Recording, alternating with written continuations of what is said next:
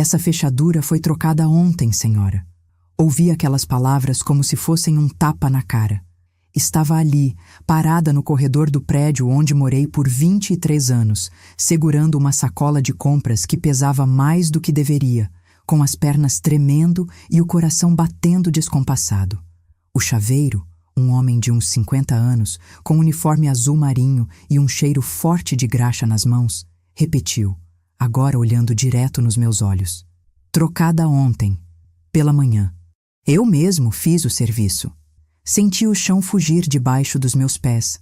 A luz do corredor piscava, fraca, e o som abafado de uma televisão vinha do apartamento ao lado. Tudo parecia distante. Minha boca ficou seca.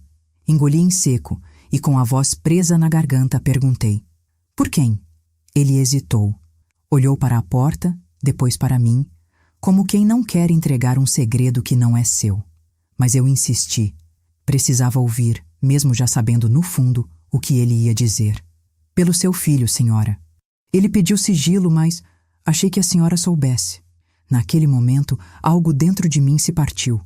Não foi raiva, não foi tristeza. Foi um vazio frio, como se alguém tivesse arrancado todas as raízes que me seguravam no chão. Meu único filho, o menino que carreguei no colo, que alimentei, vesti, protegi de tudo e de todos. Ele tinha acabado de me trancar para fora da minha própria casa. Mas o que aconteceu depois, ninguém imaginava. Antes de eu continuar, me conta de onde você está assistindo e se acredita que ainda existe amor e respeito dentro das famílias. Se gosta de histórias reais e cheias de sentimento, se inscreva. Aqui, todo dia, tem uma história que toca o coração. Meu nome é Helena. Tenho 54 anos, cabelos grisalhos que insisto em prender num coque baixo, mãos calejadas de tanto trabalhar e um coração que até aquele dia ainda acreditava em bondade. Passei a vida inteira sendo mãe. Não tive tempo de ser mulher, de ser Helena. Fui sempre a mãe do Rafael, a viúva que criou o filho sozinha, a costureira que fazia dobras nas madrugadas para pagar escola particular, inglês, natação, tudo o que ele quisesse. Meu marido morreu quando Rafael tinha apenas 7 anos. Um acidente de carro estúpido, numa tarde de chuva. Lembro do velório, do cheiro de flores murchas, do silêncio pesado. E lembro do meu filho pequenininho, segurando minha mão e dizendo: mamãe, agora somos só nós dois. E foi assim, nós dois contra o mundo. Trabalhei como costureira autônoma, fazia vestidos de festa, concertos, ajustes de calça. Minhas mãos nunca paravam. Acordava às 5 da manhã, costurava até tarde e ainda encontrava tempo para fazer o almoço do Rafael, ajudar com a lição de casa, ouvir seus sonhos. Ele queria ser advogado. Dizia que ia cuidar de mim quando crescesse, que eu nunca mais precisaria trabalhar tanto. Acreditei. Vendi a casa simples que meu marido deixou e comprei esse apartamento de 2 quartos num bairro melhor, perto da faculdade de Direito. Tudo no meu nome, quitado com o suor das minhas costuras e algumas economias que guardei debaixo do colchão por anos. Rafael se formou. Passou na OAB. Arrumou um emprego bom. E pouco tempo depois, conheceu Patrícia. Patrícia era bonita, loira, sempre com unha feita e roupa de marca. Sorria pouco, olhava muito. E desde o primeiro dia que pisou aqui dentro, senti que ela não me queria por perto. Mas o que uma mãe não faz pelo filho, não é mesmo? Engoli cada olhar torto, cada comentário afiado disfarçado de brincadeira, cada vez que ela revirou os olhos quando eu oferecia café. Eles casaram, e ela se mudou para cá. No começo, tentei fazer tudo dar certo. Cozinhava, limpava, ficava quieta no meu canto. Mas nunca foi suficiente.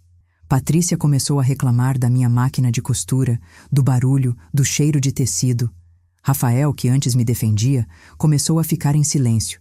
E aos poucos, o apartamento que era meu começou a parecer deles. Naquele dia, quando voltei do mercado e a chave não girou na fechadura, percebi que algo mudaria para sempre. Os primeiros sinais começaram 6 meses depois do casamento. Pequenas coisas. Coisas que, na época, eu fingia não ver, porque não queria acreditar que meu filho estava mudando. Foi numa tarde de domingo. Eu tinha feito feijoada, aquela que Rafael sempre adorou desde pequeno. Passei a manhã inteira na cozinha, preparando cada detalhe. A couve bem fininha, a farofa crocante, a laranja cortada em gomos. Coloquei a mesa com capricho, guardanapos dobrados, copos brilhando. Quando chamei os dois para almoçar, Patrícia entrou na sala, olhou para a mesa e soltou um suspiro longo, teatral. Feijoada de novo, Helena? A gente comeu isso semana passada. Senti o peito apertar. Rafael estava ao lado dela, com o celular na mão, e não disse nada. Apenas deu de ombros e sentou. Engoli a dor, sorri forçado e disse que na próxima faria outra coisa. Mas a verdade é que comi sozinha, na cozinha, enquanto ouvia os dois rirem baixinho na sala. Não sei do quê, mas sei que doeu. Mas o que eu não sabia é que aquilo era só o começo. As semanas seguintes trouxeram mais. Patrícia começou a reorganizar a casa. Tirou as minhas almofadas bordadas do sofá, disse que eram antiquadas. Guardou os porta-retratos com fotos minhas e do Rafael criança, substituindo por quadros minimalistas que ela comprou numa loja cara. Minha máquina de costura, que sempre ficou no canto da sala, foi realocada para o meu quarto, sem me perguntar. Fica melhor assim, Helena. A sala precisa de mais espaço, ela disse, com aquele sorriso que não chegava nos olhos. Rafael passou pela sala naquele momento, viu a máquina sendo carregada e não disse uma palavra. Apenas pegou as chaves do carro e saiu. Senti um nó na garganta, mas não chorei. Não ainda. À noite, quando fui dormir, fiquei olhando para a máquina encostada na parede do meu quarto. Era a mesma que usei para pagar a faculdade dele. A mesma que costurou seu terno de formatura. Passei a mão no metal frio e gelado, e uma lágrima escorreu, sozinha, quente no rosto. Naquele momento, algo dentro de mim começou a se quebrar. As visitas das minhas amigas foram proibidas, ou melhor, desencorajadas. Patrícia sempre dava um jeito de marcar algo na mesma hora, ou reclamava depois que a casa ficava bagunçada. Dona Célia, minha amiga de 30 anos, parou de vir. Da última vez que esteve aqui, Patrícia entrou na sala e ficou de pé, de braços cruzados, sem cumprimentar, até que Célia entendeu o recado e foi embora mais cedo. Desculpa, Helena, mas não me sinto bem aqui, ela me disse na porta, com os olhos marejados. Eu também não me sentia, mas não tinha coragem de admitir. Rafael mudou. Meu filho doce, carinhoso, que me abraçava toda manhã antes de sair, agora mal olhava na minha cara. Quando eu tentava conversar, ele estava sempre ocupado, sempre com pressa. Às vezes, quando Patrícia não estava por perto, eu via um lampejo do menino que ele foi. Mas era rápido, fugia. Uma noite, juntei coragem e bati na porta do quarto deles. Rafael abriu, com cara de sono. Filho, podemos conversar? Ele olhou para trás, para Patrícia deitada na cama e depois para mim. Agora não, mãe, tô cansado. É rápido, prometo. É só que... sinto que você tá distante. Fiz alguma coisa errada? Ele suspirou. Passou a mão no cabelo. E pela primeira vez, vi irritação no olhar dele. Mãe, você não fez nada, mas também não precisa ficar cobrando atenção o tempo todo. Eu tenho minha vida agora, entende? Aquelas palavras me atravessaram como faca. Balancei a cabeça, mordi o lábio e voltei para o meu quarto. Deitei no escuro, com os olhos abertos, ouvindo o barulho abafado da televisão do quarto ao lado. E pela primeira vez em muito tempo, me senti completamente sozinha. Mas o que veio depois foi ainda pior. Começaram as indiretas. Patrícia dizia, no meio de conversas casuais, coisas como: "Nossa, esse apartamento é pequeno demais para 3 pessoas." Ou, "Quando a gente tiver filho, vai precisar de mais espaço, né, amor?" E Rafael concordava. Sempre concordava. Eu fingia não ouvir. Fingia que não entendia onde aquilo ia dar. Mas entendia. Claro que entendia. Eles queriam que eu saísse. Queriam o apartamento só para eles. O apartamento que eu comprei, que eu paguei, que era meu. Uma tarde, encontrei Patrícia na cozinha, mexendo no notebook. Perguntei o que ela estava fazendo e ela me mostrou sem cerimônia. Estou pesquisando asilos. Tem uns bem legais, Helena. Com atividades, enfermeiras, tudo organizado. Você ia adorar. Meu sangue gelou. Asilo. Ela estava me sugerindo um asilo. Eu que tinha 54 anos, saúde perfeita, mente lúcida. Eu que criei um filho inteiro sozinha. Eu não preciso de asilo, Patrícia. Essa é a minha casa. Ela sorriu. Aquele sorriso de quem sabe que está ganhando. Claro, Helena, era só uma sugestão. Mas pensa com carinho, tá? Seria bom para todo mundo. Rafael chegou naquele momento. Olhou para mim, depois para ela. E não disse nada. Apenas abriu a geladeira, pegou uma água e foi pro quarto. Meu filho, meu sangue. E ele não estava mais do meu lado. Naquela noite, chorei tanto que molhei o travesseiro inteiro. Chorei pela mãe que fui, pelo filho que perdi, pela mulher que me tornei. Invisível, descartável, um estorvo na própria casa. Mas o que eu não sabia é que em breve eu deixaria de ser aquela mulher. 2 semanas depois, saí de manhã cedo para fazer compras no mercado. Precisava de paz, de ar, de fingir, por algumas horas, que tudo estava bem. Passei pela padaria, comprei pão francês ainda quente, aquele que Rafael gostava de comer com manteiga derretida. Comprei frutas, legumes, um pedaço de carne para o almoço. Estava planejando fazer um ensopado, algo que ele sempre pediu quando era criança. Voltei para casa por volta das 11 da manhã. O sol estava forte, minhas sacolas pesavam e eu subia as escadas do prédio com calma, porque o elevador estava em manutenção. Quando cheguei no corredor do meu andar, senti um aperto estranho no peito. Uma sensação ruim, como se algo estivesse errado. Parei na frente da porta, coloquei a sacola no chão, peguei a chave na bolsa, aquela chave que carregava há mais de 20 anos, e coloquei na fechadura. Ela não girou. Tentei de novo. E de novo. A chave entrava, mas não girava. Meu coração começou a bater mais rápido. Toquei a campainha. Nada. Bati na porta. Silêncio. Liguei para o celular do Rafael. Caixa postal. Foi quando o vizinho do lado saiu e me viu ali, confusa, suando frio. Dona Helena, tá tudo bem? Minha chave. Não tá abrindo. Ele sugeriu chamar um chaveiro. Fez a ligação para mim. 15 minutos depois, o homem chegou. E foi aí que tudo desmoronou. O chaveiro se agachou na frente da porta e examinou a fechadura com uma lanterna pequena. Mexeu nas ferramentas, tentou algumas coisas e depois ficou parado, olhando fixamente para o buraco da chave. Levantou devagar, limpou as mãos no pano que carregava no bolso e me olhou com uma expressão que eu nunca vou esquecer. Era pena. Pena misturada com desconforto. Senhora, essa fechadura foi trocada. Senti como se tivessem jogado um balde de água fria em mim. As pernas fraquejaram. Apoiei a mão na parede. Como assim? Trocada? Trocada, recentemente. Essa chave que a senhora tem não serve mais. Minha voz saiu tremida, baixa, quase um sussurro. Quando? Ele coçou a cabeça, desviou o olhar. Ontem, de manhã, eu mesmo fiz o serviço. O corredor começou a girar. Eu ouvi a minha própria respiração, rápida, descompassada. Agarrei a alça da bolsa com força, as unhas cravando no couro velho. Por quem? Quem pediu para trocar? Ele hesitou. Olhou para os lados, como se tivesse medo de ser ouvido. Depois suspirou fundo e falou, quase num tom de desculpa.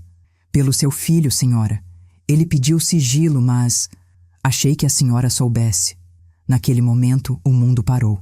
Meu filho, Rafael, o menino que eu embalei para dormir, que eu ensinei a amarrar o sapato, que eu protegi de tudo. Ele tinha trocado a fechadura da minha própria casa. Me trancou para fora. Me jogou na rua como se eu fosse nada. Senti algo quente descer pelo meu rosto. Eram lágrimas, mas eu nem percebi quando começaram. O chaveiro ficou sem graça, guardou as ferramentas e murmurou algo sobre não cobrar a visita. Saiu rápido, deixando só o cheiro de graxa e um silêncio pesado. Fiquei ali, parada. Com as sacolas de compras aos meus pés, o pão esfriando dentro do saco de papel e um vazio enorme no peito. Mas o que eu não sabia é que a humilhação ainda não tinha terminado. Sentei no chão do corredor, encostada na parede. Não tinha para onde ir. Não sabia o que fazer. Meu celular tocou. Era Rafael. Atendi com a mão tremendo. Mãe.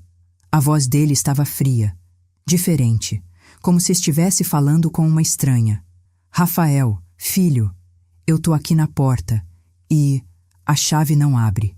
O chaveiro disse que você... Eu sei. Silêncio. Você sabe? Sim, eu troquei a fechadura. Ouvi aquilo e senti como se tivessem arrancado meu coração com as mãos. A voz saiu engasgada, desesperada. Por quê? Por que você fez isso? Ele suspirou. Um suspiro cansado, impaciente. Porque precisamos de espaço, mãe. Eu e Patrícia estamos planejando nossa vida e... Não dá mais para ficar assim. Você entende, né? Não. Eu não entendia nada. Filho, essa é a minha casa. Eu comprei esse apartamento. Eu paguei cada parcela, cada conta. Tá no meu nome. Eu sei disso, mãe.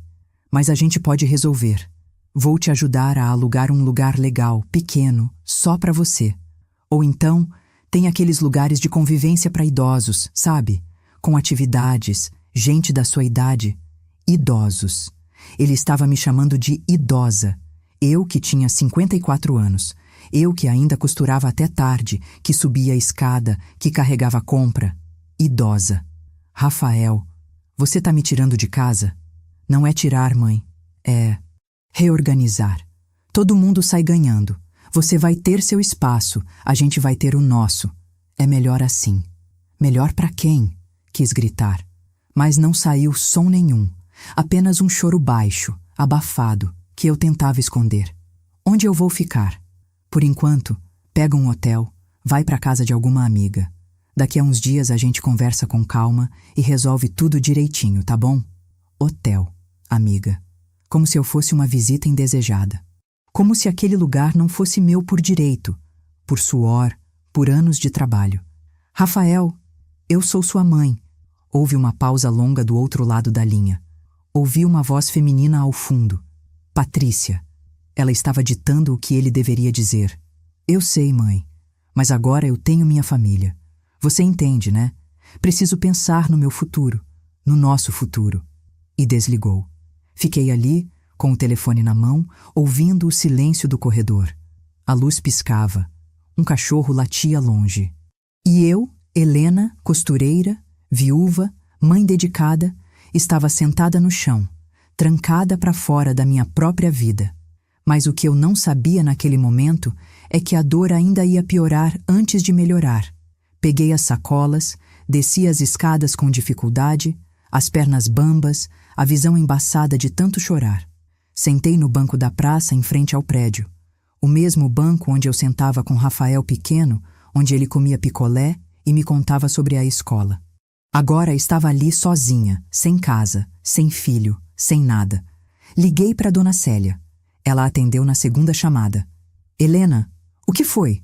Contei tudo. Entre soluços, palavras cortadas, vergonha. Ela ficou em silêncio por um tempo e depois disse com a voz embargada: Vem para minha casa. Agora. Fui. Peguei um táxi, porque minhas pernas não aguentavam mais caminhar. Dona Célia morava num apartamento pequeno, cheio de plantas e cheiro de café fresco. Ela me abraçou na porta e eu desabei.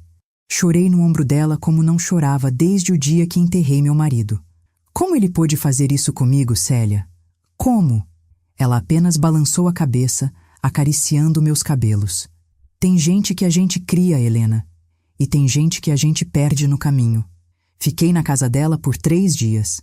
3 dias em que Rafael não me ligou, não me procurou, não perguntou se eu estava bem.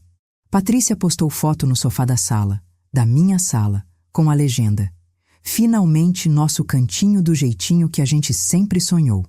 Nosso cantinho. Como se eu nunca tivesse existido ali. Dona Célia percebeu que eu passava horas olhando para a parede, sem falar, sem comer direito. Ela trazia chá, biscoito, conversa, mas nada tirava aquele peso do peito. Helena, você precisa reagir. Não pode deixar ele fazer isso. Mas o que eu faço, Célia? Ele é meu filho, meu único filho. E você é a dona do apartamento. Isso conta. Verdade. O apartamento estava no meu nome, quitado, escritura, tudo certinho. Mas como eu ia tirar meu próprio filho de lá? Como eu ia processar o menino que eu carreguei no colo? Passei a noite inteira acordada, olhando para o teto escuro do quarto de hóspedes. Pensei em desistir, em aceitar um canto qualquer, um quartinho alugado e fingir que tudo bem. Afinal, mães não fazem isso? Se sacrificam? Mas então, algo mudou dentro de mim. Lembrei do dia em que comprei aquele apartamento. Tinha ido sozinha na imobiliária, com o dinheiro contado, as mãos tremendo de nervoso. O corretor duvidou que eu conseguisse pagar, mas eu paguei. Cada centavo. Com as mãos calejadas de tanto costurar, com noites em claro, com dores nas costas. Eu comprei aquele lugar. Não para mim, para ele, para o meu filho, para que ele tivesse um lar seguro, perto da faculdade, perto dos sonhos dele. E agora ele me jogava fora como lixo. Não podia aceitar. Levantei da cama, peguei meu celular e pesquisei. Advogados, direitos, imóveis. Li tudo o que pude até o sol nascer. E quando a primeira luz entrou pela janela, eu já sabia o que fazer. Naquele momento, algo dentro de mim não se quebrou, se endureceu. Tomei banho, me vesti, prendi o cabelo e olhei no espelho. A mulher que me encarava de volta era diferente. Mais velha, mais cansada, mas com algo novo nos olhos. Determinação. Dona Célia apareceu na porta do quarto com uma xícara de café. Dormiu? Não, mas tá tudo bem. Eu sei o que vou fazer agora. Ela sorriu. Não era um sorriso feliz. Era um sorriso de quem reconhece a força nascendo. Então vai. E não tenha pena, Helena. Ele não teve. E ela estava certa. Meu filho não teve pena de mim. E agora eu também não teria.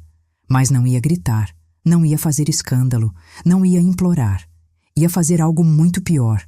Ia fazer justiça. Em silêncio. Na manhã seguinte, acordei com uma clareza que não sentia há meses. Não era raiva. Não era ódio. Era algo mais frio, mais calculado. Era a consciência de que eu tinha sido ingênua. Mas não seria mais. Tomei café da manhã com Dona Célia.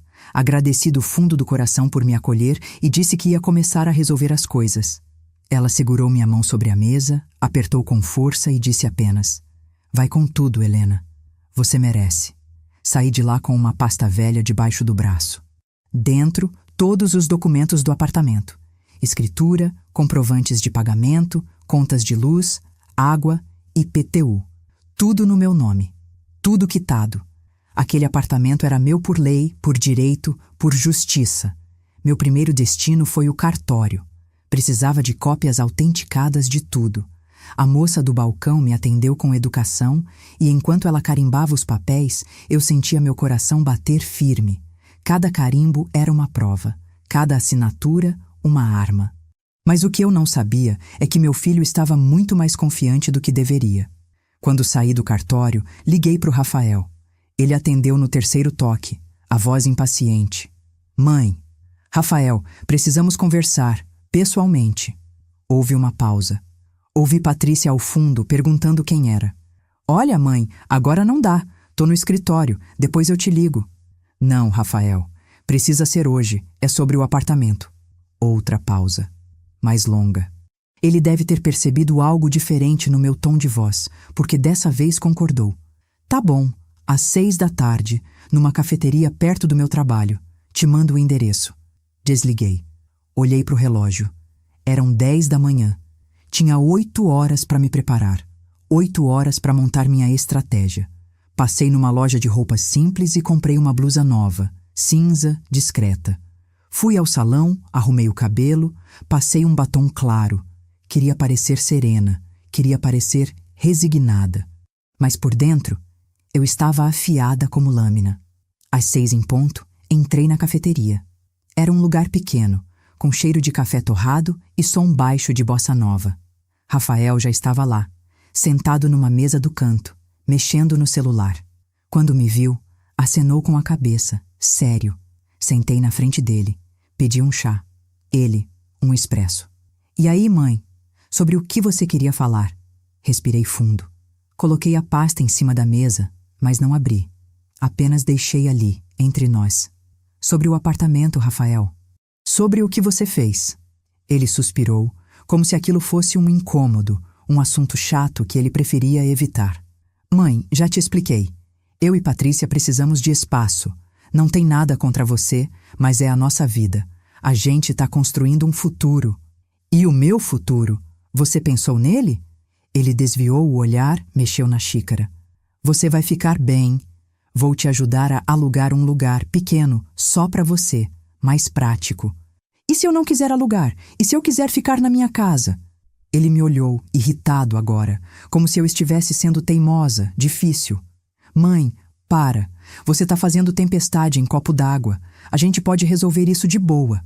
Naquele momento, algo dentro de mim se endureceu ainda mais. Abri a pasta devagar. Tirei a escritura, coloquei na mesa, virada para ele. Rafael, esse apartamento está no meu nome. Eu que comprei. Eu que paguei. Cada tijolo, cada janela, cada conta. Você não tem direito nenhum de me tirar de lá. Ele olhou para o papel, depois para mim, e deu um sorriso de canto. Um sorriso que eu nunca tinha visto no rosto do meu filho. Era arrogância. Mãe, relaxa. A gente sabe que tá no seu nome. Mas vamos lá, né? Você não vai me tirar de lá. Sou seu filho. Você me ama. Não vai fazer isso comigo. Ouvi aquilo e senti um frio na espinha. Ele estava usando meu amor contra mim, contando com a minha fraqueza, com a minha dor de mãe. E se eu fizer? Ele riu. Uma risada baixa, debochada. Você não vai, porque no fundo você sabe que eu tô certo. Você já viveu sua vida, mãe. Agora é a minha vez. Deixa a gente em paz. Levantei da cadeira devagar. Peguei a escritura de volta, guardei na pasta, olhei para ele uma última vez e disse, com uma calma que nem eu sabia que tinha: Você vai se arrepender disso, Rafael. Ele riu de novo, balançou a cabeça e voltou a mexer no celular, como se eu já não estivesse mais ali. Saí da cafeteria com as mãos tremendo, mas não de medo, de raiva contida, de determinação fria. Mas o que eu não sabia é que ele tinha mais uma carta na manga, e eu estava prestes a descobrir. No dia seguinte, voltei ao prédio. Não para entrar, para observar. Sentei no banco da praça em frente, de óculos escuros, e fiquei olhando. Queria entender a rotina deles. Saber quando saíam, quando voltavam, quem entrava, quem saía. Vi Rafael sair às 8 da manhã, de terno, pasta na mão, carro estacionado na rua. Patrícia saiu meia hora depois, toda produzida, salto alto, bolsa de marca. O apartamento ficou vazio das 9 ao meio-dia. Anotei tudo num caderninho pequeno.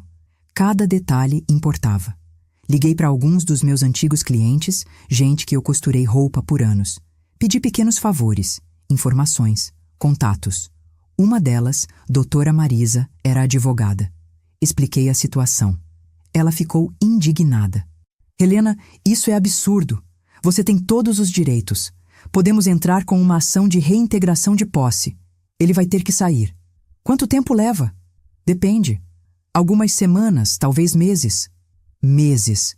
Eu não tinha meses. Não tinha dinheiro para ficar pagando hotel. Não tinha estrutura para viver na casa de amiga para sempre.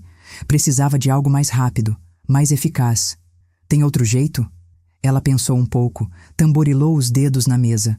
Tem, mas é mais direto. Você chama a polícia, mostra que é a proprietária e pede para reaver o imóvel. Se ele resistir, pode ser enquadrado por esbulho possessório. Polícia. Meu filho sendo tirado pela polícia. A imagem me fez engasgar. Mas então lembrei do rosto dele na cafeteria. Do sorriso debochado, das palavras frias. Eu faço. Como? Ela me explicou tudo. Eu anotei cada passo, cada detalhe. Saí do escritório dela com um plano. Mas o que eu não imaginava é que quando tentasse executar, descobriria algo muito pior. 2 dias depois, voltei ao prédio. Dessa vez, decidida. Tinha comigo a escritura autenticada, documentos pessoais e o número da delegacia anotado no celular. Subi as escadas, o coração disparado, as mãos suadas. Cheguei na porta do apartamento e toquei a campainha. Patrícia abriu. Me olhou de cima a baixo, com aquela expressão de nojo mal disfarçado. O que você quer? Quero entrar. Essa é a minha casa.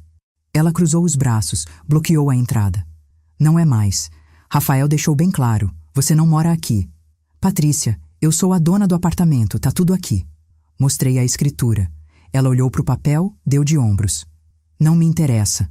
Rafael disse que você não entra mais. E eu concordo. Então dá meia volta e some. Senti o sangue ferver, mas mantive a calma. Vou chamar a polícia. Ela sorriu.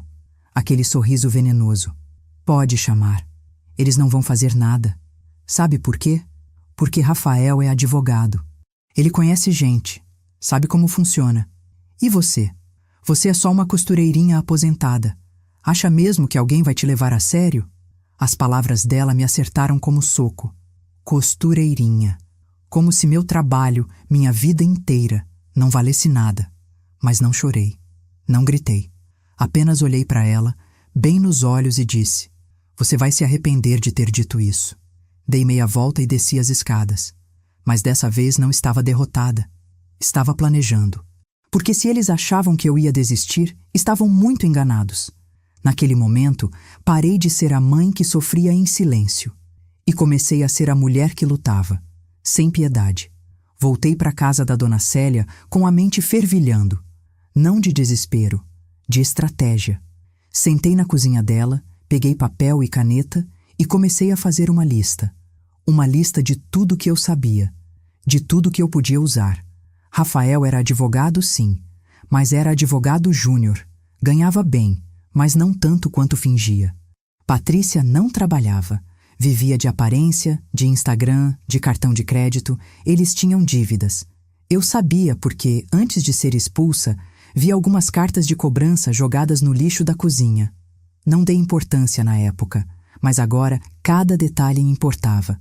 Mas o que eu não sabia ainda é que eles tinham planos muito maiores para mim e pro apartamento. Liguei para a doutora Marisa de novo. Dessa vez, fui direta. Quero entrar com uma ação de reintegração de posse. Quero meu apartamento de volta, oficialmente. Perfeito, Helena. Vamos precisar de algumas coisas. Você tem como provar que morava lá até recentemente? Tenho. Contas de luz, água, tudo vinha no meu nome e endereço, até semana passada. Ótimo. Quanto antes a gente protocolar, melhor. Vou preparar tudo hoje mesmo. Desliguei. Senti um alívio misturado com nervosismo. Estava dando o primeiro passo real. O primeiro golpe. Mas enquanto isso, eu precisava descobrir mais. Precisava saber exatamente em que terreno eu estava pisando. Passei a tarde fazendo ligações. Liguei para a antiga vizinha, Dona Idalina, que morava no mesmo andar. Ela sempre foi fofoqueira, mas agora isso ia me servir. Dona Idalina, tudo bem? Aqui é a Helena. Helena, meu Deus, menina, onde você tá? Sumiu daqui. É uma longa história. Mas me diz uma coisa. Você tem visto o Rafael e a Patrícia por aí? Ela baixou a voz como quem vai contar um segredo. Ai, Helena, aquela menina é um caso. Fica recebendo entregador toda hora. Roupa, maquiagem, móvel novo. Outro dia vi entrarem com um sofá caríssimo. E o Rafael, coitado, vive estressado, no telefone, discutindo. Discutindo com quem? Não sei bem, mas outro dia ouvi ele gritando no corredor, falando de dinheiro, de parcela atrasada. Meu coração acelerou. Parcela atrasada. Dívidas. Mais alguma coisa? Ah, e vi um homem de terno lá ontem. Tocou a campainha, conversou com o Rafael na porta. Parecia sério, sabe? Não era visita social. Agradeci e desliguei. Homem de terno. Cobrança, provavelmente. Eles estavam afundados. E eu, agora, tinha essa informação. Mas o que eu ainda não sabia é até onde eles eram capazes de ir. Nos dias seguintes, fiquei investigando. Criei um perfil falso no Instagram só para observar Patrícia. Ela postava tudo. Absolutamente tudo. Foto no sofá novo, com legenda "Investindo no nosso lar". Foto com unha feita, "Mimei a mim mesma hoje". Foto de compras, bolsas, sapatos, maquiagem cara. Tudo pago com quê? Rafael não ganhava tudo aquilo. E ela não trabalhava. Fui mais fundo. Procurei o nome dele em sites de processos. Encontrei 3 processos trabalhistas movidos contra o escritório onde ele trabalhava. Nada diretamente contra ele, mas indicava que o lugar não era estável. Procurei o nome de Patrícia. Nada. Mas procurei o CPF dela. Consegui por meio de uma cliente que trabalhava em cartório e me devia favores. Patrícia tinha restrição no nome. Dívidas com cartão, com loja, com financeira. Eles estavam quebrados e desesperados. E foi aí que tudo fez sentido. Eles não queriam só o apartamento para morar. Eles queriam vender, ou alugar, ou usar como garantia de empréstimo. Queriam transformar meu suor em dinheiro deles. Naquele momento, senti algo dentro de mim mudar de vez. Liguei para a doutora Marisa. Marisa, preciso saber, se eu conseguir provar que eles estão tentando vender ou usar o apartamento de forma ilegal, muda alguma coisa no processo? Muda tudo, Helena. Isso é má fé. Agravaria a situação deles. Você tem como provar? Ainda não, mas vou ter. No dia seguinte, voltei ao prédio. Dessa vez, não para confrontar, para observar de longe. Sentei no banco da praça com um livro aberto, fingindo ler, mas de olho na entrada. Às 10 da manhã, vi um carro parar. Saiu um homem de terno, com uma pastinha. Ele subiu. Fiquei esperando. 20 minutos depois, ele desceu com Rafael e Patrícia. Os três ficaram conversando na calçada. Eu estava longe, mas conseguia ver os gestos. O homem apontava para o prédio, mostrava papéis. Rafael acenava com a cabeça, ansioso. Patrícia sorria. Tirei foto com o celular. Zoom máximo. Borrada, mas dava para ver. Eles se despediram. O homem entrou no carro. Eu consegui anotar a placa. Pesquisei depois. Era de uma imobiliária. Imobiliária. Eles estavam tentando vender meu apartamento. Respirei fundo. Segurei a raiva. Guardei no fundo do peito. Porque raiva descontrolada não constrói nada. Mas raiva fria, calculada, destrói tudo. Liguei para a imobiliária. Fingi ser interessada. Oi, bom dia. Vi que vocês têm um apartamento à venda na Rua das Flores, número 842? A atendente conferiu no sistema. Ah, sim, apartamento de 2 quartos, reformado recentemente. Lindo! Quer agendar uma visita? Quero sim, mas me tira uma dúvida. Quem está vendendo? O proprietário, Sr. Rafael Costa. Proprietário. Meu filho estava se passando por proprietário. Entendi. E já tem escritura passada para ele? Ela hesitou. Olha, isso eu teria que confirmar com o corretor responsável, mas me disseram que sim, que está tudo regularizado. Desliguei. Eles estavam mentindo. Forjando documentos, talvez. Ou apenas blefando, esperando vender rápido antes que alguém checasse. Mas o que eles não sabiam é que eu já estava um passo à frente. Liguei para a doutora Marisa e contei tudo. Ela ficou chocada. Helena, isso é estelionato, crime. Você pode não só reaver o apartamento, como colocá-lo em sérios problemas. Eu sei, e é exatamente isso que eu vou fazer. Protocolamos a ação de reintegração de posse no dia seguinte, com todas as provas, escritura, contas, comprovantes de residência, fotos, tudo. O juiz deu liminar. Rafael tinha 15 dias para desocupar o imóvel ou seria despejado. Quando o oficial de justiça bateu na porta do apartamento para entregar a notificação, Patrícia atendeu. Dizem que ela ficou branca. Gritou por Rafael. Ele leu o papel, amassou na mão e xingou alto. Dona Idalina me contou tudo depois, com aquele tom de quem adora uma confusão. Helena, você tinha que ver a cara dele. Ficou vermelho, nervoso, falando que ia recorrer, que isso não ia ficar assim. Sorri. Não de felicidade. De justiça. Mas o que eu não esperava é que ele viesse me procurar. 3 dias depois, meu celular tocou. Era Rafael. Atendi. Mãe. A voz dele estava diferente, menos arrogante, quase assustada. Oi, Rafael. Que você fez? Que história é essa de processo? Fiz o que tinha que fazer. Pedi meu apartamento de volta. Mãe, você tá louca? Você não pode fazer isso comigo. Não posso? Você trocou a fechadura da minha casa, me jogou na rua, tentou vender o que é meu e eu é que não posso fazer nada? Silêncio do outro lado. Mãe, a gente pode conversar, resolver isso de outro jeito. Não tem outro jeito, Rafael. Você teve a chance de me tratar como mãe. Escolheu me tratar como lixo. Agora aguenta. Mãe, espera. Desliguei. Fiquei olhando para o telefone, tremendo. Não de medo, de poder. Pela primeira vez em meses, eu estava no controle. E eles, agora, estavam aprendendo que não se brinca com a paciência de uma mãe. Porque mãe Perdoa muito, mas quando a mãe cansa, ela não volta atrás. Os 15 dias que o juiz deu passaram como numa montanha russa. Rafael tentou de tudo. Ligou várias vezes, mandou mensagens, até apareceu na casa da dona Célia uma noite, batendo na porta, pedindo para conversar. Eu não atendi. Dona Célia abriu a janela e gritou: Rafael, vai embora. Sua mãe não quer falar com você. Ele ficou ali embaixo, no meio da rua, olhando para cima, e pela primeira vez vi algo no rosto dele que parecia arrependimento. Mas era tarde, muito tarde. Patrícia também tentou. Me ligou de um número desconhecido. Atendi sem saber. Helena, sou eu. Patrícia. Fiquei em silêncio. Olha, eu sei que a gente errou. Eu sei. Mas não precisa levar isso tão longe, né? A gente pode sentar, conversar como adultos. Você não vai querer destruir a vida do seu próprio filho, vai? Ri. Uma risada amarga, cansada. Patrícia, eu não tô destruindo nada. Eu só tô pegando de volta o que sempre foi meu. Vocês é que tentaram me destruir. Mas ele é seu filho e eu sou a mãe dele. Isso não impediu vocês de me jogarem na rua. Ela começou a chorar. Mas era choro falso, teatral. Eu conhecia aquele tom. Era desespero, não remorso. Helena, por favor, a gente não tem para onde ir. A gente tá endividado. Se a gente sair daqui, a gente fica na rua. Senti uma pontada. Não de pena, de ironia.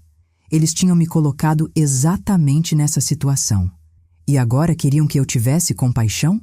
Deviam ter pensado nisso antes. Desliguei. Mas o que eu não sabia é que eles tinham um último truque na manga.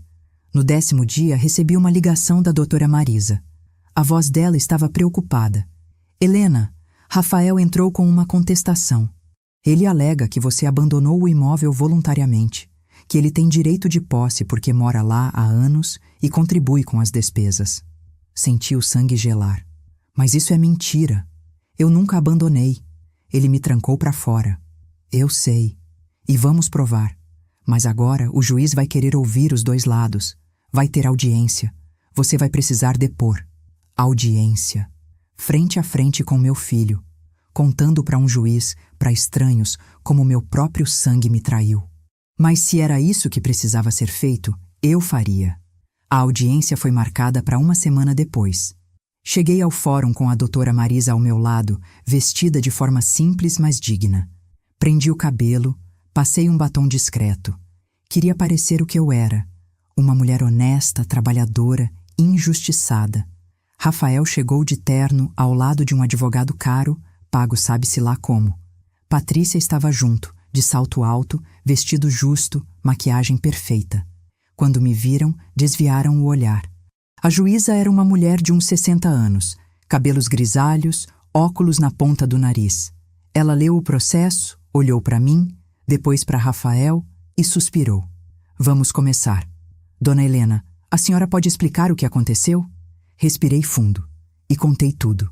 Desde o dia que comprei o apartamento, sozinha, com o dinheiro das minhas costuras. Desde o casamento do Rafael, a mudança da Patrícia, o desrespeito crescente, a humilhação silenciosa. Contei do dia que voltei do mercado e a chave não abriu. Contei do chaveiro que me disse que meu próprio filho tinha trocado a fechadura. Contei da ligação fria, do abandono, da dor. Minha voz falhou algumas vezes, mas não chorei. Não ia dar a eles essa satisfação. A juíza escutou tudo em silêncio. Depois, virou-se para Rafael. Senhor Rafael, a senhora Helena é sua mãe? Sim, meritíssima. E o apartamento em questão está registrado em nome dela? Sim, mas... Sim ou não? Sim. E o senhor trocou a fechadura sem autorização dela? Ele hesitou. O advogado dele cochichou algo, mas a juíza bateu o martelo na mesa. Sim ou não, senhor Rafael? Sim. Mas foi porque a gente precisava de privacidade, de espaço. Eu ia resolver isso com ela, só que... O senhor tirou a própria mãe de casa, uma mulher de 54 anos, a proprietária legal do imóvel. Isso é esbulho possessório, senhor, além de crueldade. A sala ficou em silêncio. Patrícia mexia nervosa na bolsa. Rafael suava frio. A juíza continuou. E ainda por cima, a defesa alega que a senhora Helena abandonou o imóvel? Onde estão as provas disso? O advogado dele mostrou algumas mensagens. Mensagens onde eu dizia que ia ficar na casa da dona Célia por uns dias. Eles estavam usando minhas próprias palavras contra mim. Mas a juíza não era boba. Ficar na casa de uma amiga depois de ser trancada para fora da própria casa não é abandono, doutor. É sobrevivência, improcedente. Ela bateu o martelo. Defiro a reintegração de posse imediata. O réu tem 48 horas para desocupar o imóvel. Se não o fizer, será despejado com o uso de força policial, se necessário. Próximo caso. Levantei da cadeira, as pernas bambas, o coração disparado. Tinha ganhado. Oficialmente. Legalmente. Meu apartamento estava de volta. Mas o que eu não esperava é o que aconteceria na saída do fórum. Rafael me alcançou no corredor. Segurou meu braço. Mãe, espera. Parei. Olhei para a mão dele no meu braço. Ele soltou. Mãe, eu errei. Eu sei que errei. Olhei nos olhos dele. Vi o menino que ele foi. O homem que ele se tornou. E senti nada. Só um vazio imenso. Errou, Rafael. E agora vai pagar. Mãe, a gente não tem para onde ir. A Patrícia tá grávida. Senti um choque. Grávida. Iam ter um filho. Meu neto. Desde quando? 2 meses. A gente não contou porque estava tudo complicado. Mas agora, com esse despejo, a gente não sabe o que fazer. Os pais dela não falam com ela. A gente tá devendo para todo mundo. Mãe, por favor, pelo bebê, pela família. Família.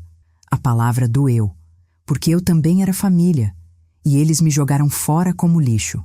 Rafael, eu passei 9 meses te carregando na barriga, te criei sozinha. Trabalhei até as mãos sangrarem para te dar tudo. E você me agradeceu me trancando para fora de casa, então não vem falar de família comigo. Ele abaixou a cabeça. Eu sei. A Patrícia, ela me pressionou muito. Disse que a gente precisava de espaço, que você estava no caminho. E eu fui fraco. Eu cedi. Mas eu te amo, mãe. Eu sempre te amei. Se você me amasse, não teria feito o que fez. Dei as costas e saí. Ele ficou ali, parado, com os ombros caídos. 2 dias depois, voltei ao apartamento. Dessa vez, com oficial de justiça, chaveiro novo e dona Célia ao meu lado para dar força. Rafael e Patrícia já tinham saído.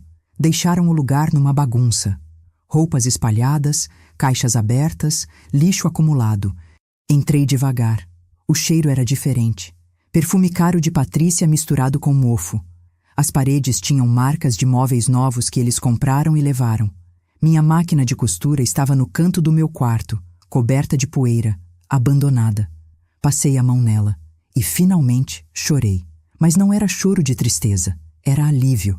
Passei os dias seguintes limpando, reorganizando, trazendo de volta as minhas coisas.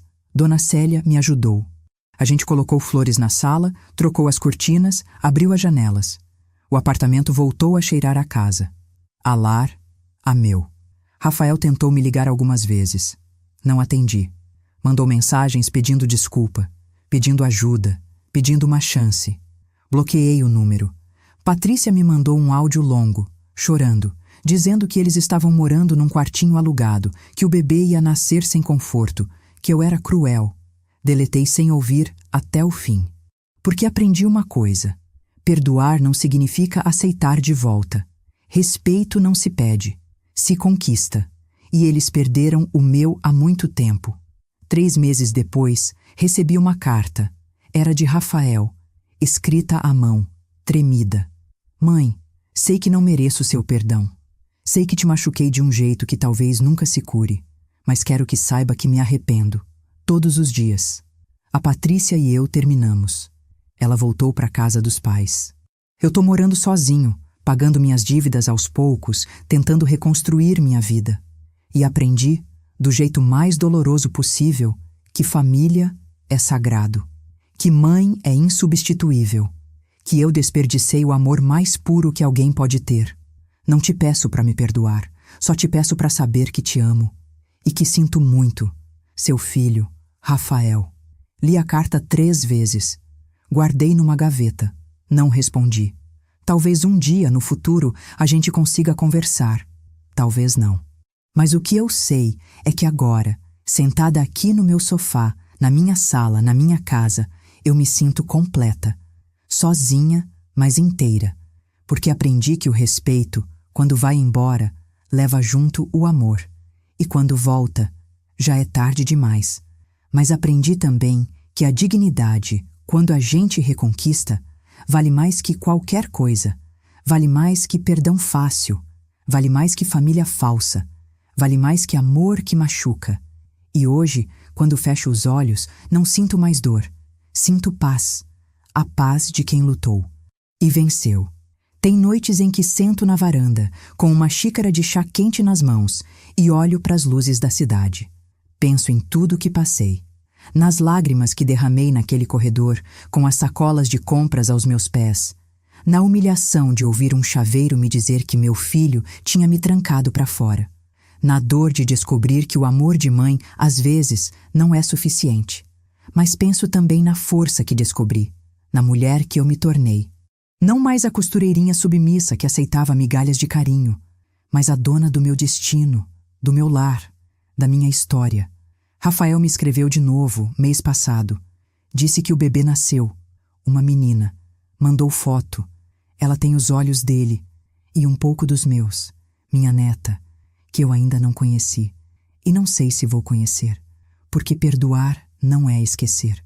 E reconstruir confiança leva tempo. Talvez uma vida inteira. Talvez nunca. Mas uma coisa eu sei. Nunca mais vou deixar ninguém me tirar o que é meu. Nunca mais vou abaixar a cabeça. Nunca mais vou aceitar desrespeito em nome do amor. Porque aprendi que o respeito, quando vai embora, leva junto o amor. E quando volta, já é tarde demais.